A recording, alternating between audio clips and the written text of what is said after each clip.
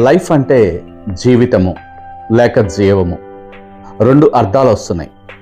జీవితము అనే దాన్ని మనం ఒకసారి ధ్యానం చేద్దాం.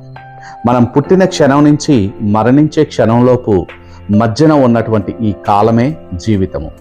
అంటే తల్లి గర్భంలో ఈ లోకంలో మనం జన్మించిన క్షణం నుంచి ఈ శరీరాన్ని ఈ లోకాన్ని విడిచి వెళ్ళే క్షణంలోపు మధ్యన ఉన్నటువంటి ఈ కాలము జీవితము.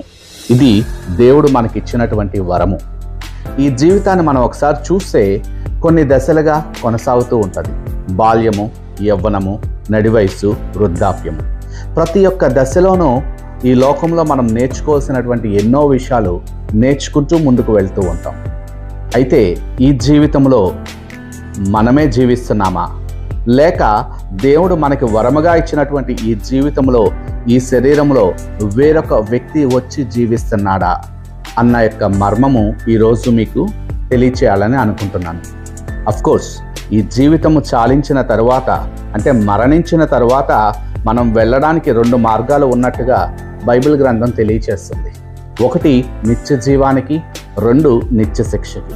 అయితే ఈ లోకంలో జన్మించినటువంటి ప్రతి ఒక్క వ్యక్తి జీవితంలోనూ తను మాత్రమే జీవిస్తున్నాడా అని తెలియాలి అంటే దేవుడు తన స్వరూపంలో తన పోలిక చొప్పున సృజించినటువంటి మానవుడిని ఏ రకంగా సృష్టించాడో మొట్టమొదట మనకి అర్థం కావాలి.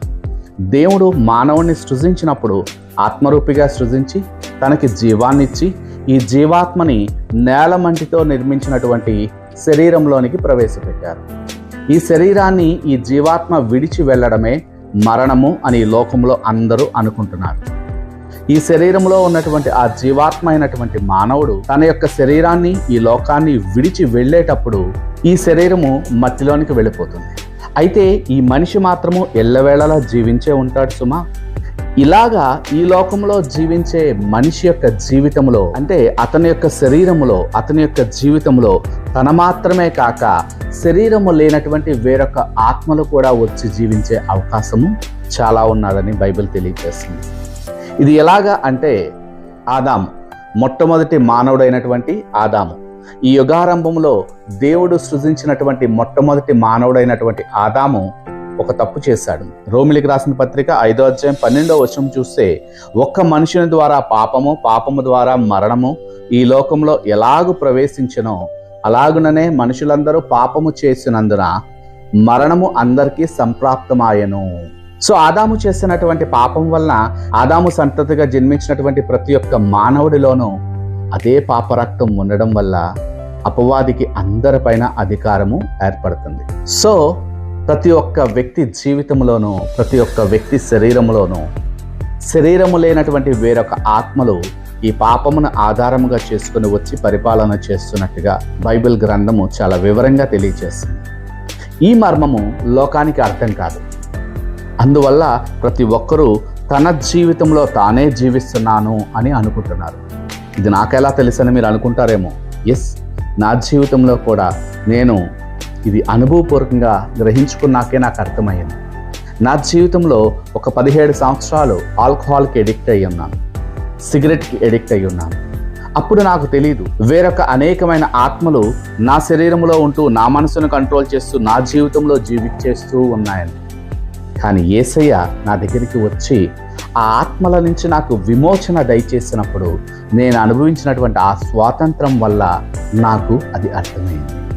అది చాలా అద్భుతంగా ఉంటుంది. ఇప్పుడు నా జీవితంలో నేనే జీవిస్తున్నాను. అంతేకాదు సుమా, ఆ సర్వోన్నతమైన దేవుని ఆత్మ కూడా నాలో జీవిస్తూ ఆయన యొక్క చిత్తాన్ని నెరవేరుస్తూ ఆయన మహిమ కొరకు నన్ను వాడుకుంటున్నారు. ఈ విషయము బైబిల్ తెలియచేసే గొప్ప మర్మము.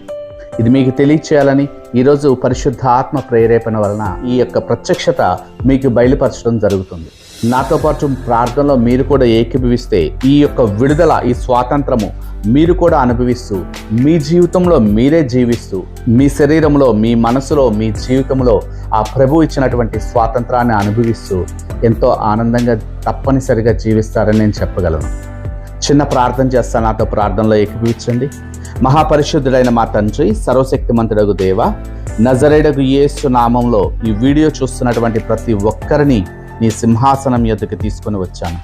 మీరు అనుగ్రహించినటువంటి ఈ జీవాన్ని అనుభవిస్తున్నటువంటి నీ బిడ్డల యొక్క జీవితాలలో పాపము ద్వారా, శాపము ద్వారా అపవాది పరిపాలన చేస్తూ వారి జీవితంలో ఈ యొక్క సాతాను సంబంధమైన ఆత్మలు జీవిస్తూ బంధకములో ఉన్నారో వారికి సంపూర్ణమైనటువంటి విడుదల దయచేయమని దేవా, ఈ క్షణము నా ప్రార్థనకు సమాధానముగా వారి యొక్క స్వాతంత్రాన్ని వారు పొందుకొని నీ ఆత్మ నడిపింపులోనికి వచ్చే విధముగా నీ కృపాన్ని గ్రహించమని పరిశుద్ధాత్మ స్వాధీనంలో వారిని అప్పగిస్తూ యేసు నామంలో ప్రార్థిస్తున్నాం తండ్రి.